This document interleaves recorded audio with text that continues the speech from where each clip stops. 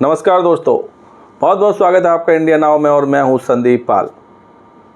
आज जब तीसरे चरण का मतदान चल रहा था, सुबह 7 बजे से वोटिंग हो गई थी और इसी बीच वोटिंग के बीच बीएसपी सुप्रीमो मायावती को अपनी बात कहनी पड़ गई।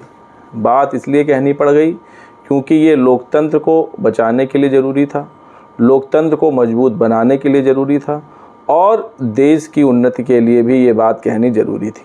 ये बात बीएसपी सुप्रीमो मायावती ने बीच चुनाव के बीच की, जब वोटिंग हो रही थी। मायावती ने ट्वीट करके एक तो लोगों से जोरदार तरीके से मतदान करने की अपील की, जलपान से पहले मतदान की बात कही और लोकतंत्र को मजबूत बनाने के लिए, लोकतंत्र की शक्ति को बढ़ाने के लिए, देश की उन्नति को बढ़ाने के लिए उन्होंने मतदान की अपील की।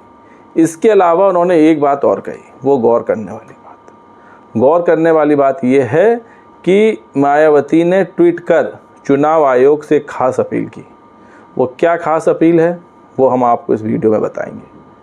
दरअसल जिस तरह का मतदान पिछले 2 चरणों में हुआ वो उम्मीद के मुताबिक नहीं हुआ। मतदाता घरों से उस तादाद में नहीं निकला जिस तरह वो 2019 में निकला था और चढ़ बढ़कर मतदान किया था।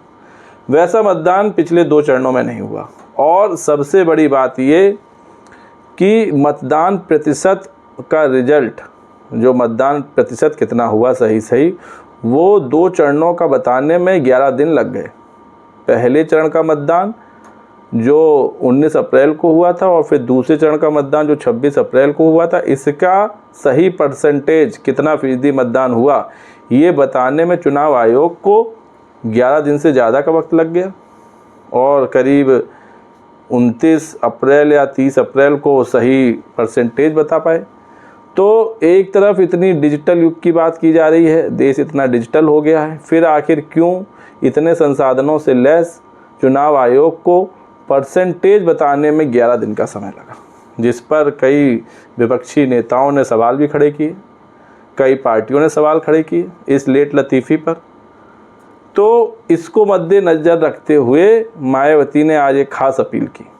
मायावती ने कहा चुनाव आयोग से कि विरोधी पार्टियों में भी जो खासकर रूलिंग पार्टियां हैं, मतलब कि नाम तो डायरेक्ट नहीं लिया, लेकिन उन्होंने ये ज़रूर कहा कि जो रूलिंग पार्टी है वो आदर्श चुनाव संहिता का लगातार उल्लंघन कर रही है और इस पर चुनाव आयोग अंकुश लगाए ताकि चुनाव सही, स्वतंत्र और निष्पक्ष हो। ये बहुत बड़ी बात मायावती ने बीच वोटिंग के दौरान कही, जब तीसरे चरण का मतदान चल रहा था। आज जब वोटिंग होने वाली थी उसी से कुछ समय पहले 7 बजे से सब जगह वोटिंग शुरू हुई और उससे कुछ मिनट पहले मायावती ने 2 ट्वीट किए। एक ट्वीट में जो उन्होंने कहा पहले वो आपको बताते हैं। पहले ट्वीट में उन्होंने लिखा कि देश में 7 चरणों में हो रहे लोकसभा आम चुनाव के तीसरे चरण की वोटिंग में पहले की तरह आज भी पहले मतदान फिर जलपान के संकल्प को नहीं भूलना चाहिए और अपने वोट की हर प्रकार से रक्षा करते हुए मतदान जरूर करके अपना भविष्य संवारने का ये लोकतांत्रिक अवसर कतई नहीं गंवाना है। वोट करना मस्ट है और वोट जरूर करें, ये पहली मायावती ने अपील की।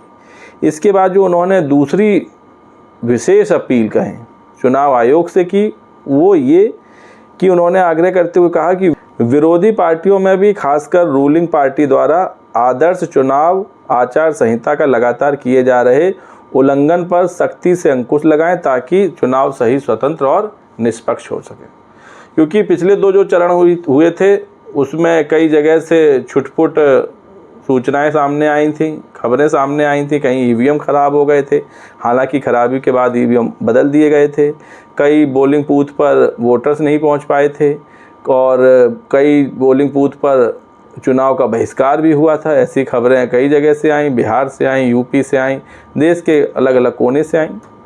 और जो तीसरे चरण का चुनाव हुआ इसमें भी आज जो 10 सीटों पर मतदान हुआ उसमें ख़ास तौर से जो सपा का गढ़ है बदायूं, मैनपुरी, यहाँ से भी कई तरह की शिकायत आई। अखिलेश यादव ने तो बूथ लूटने तक का आरोप लगाया।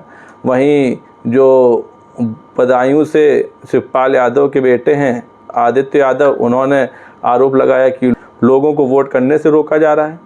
तो ये सब शिकायतें आज की गई सपा की तरफ से। लेकिन मायावती ने जो बात कही वो काफ़ी गौर करने वाली बात है कि उन्होंने जिन रूलिंग पार्टी का जिक्र किया उसका नाम तो नहीं लिया, लेकिन इशारों में ये ज़रूर बता दिया कि आदर्श आचार संहिता का उल्लंघन किया जा रहा है। और ये उल्लंघन बीजेपी भी कर रही है, कांग्रेस भी कर रही है। और बीते दिनों जिस तरह पीएम मोदी ने भाषण दिए उस पर कांग्रेस ने चुनाव आयोग में शिकायत दर्ज कराई थी और कई मामलों में बीजेपी ने भी कांग्रेस के खिलाफ शिकायत दर्ज कराई।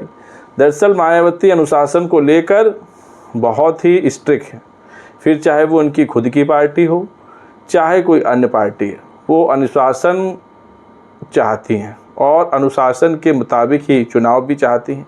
इसलिए उन्होंने चुनाव आयोग से ये आग्रह किया कि निष्पक्ष, स्वतंत्र और सही चुनाव कराने के लिए आदर्श आचार संहिता का पालन कराया जाए, जो खुद चुनाव आयोग भी कहता आया है। और जो आदर्श आचार संहिता का उल्लंघन कर रहे हैं उसके खिलाफ सख्त कार्रवाई की बात भी कही।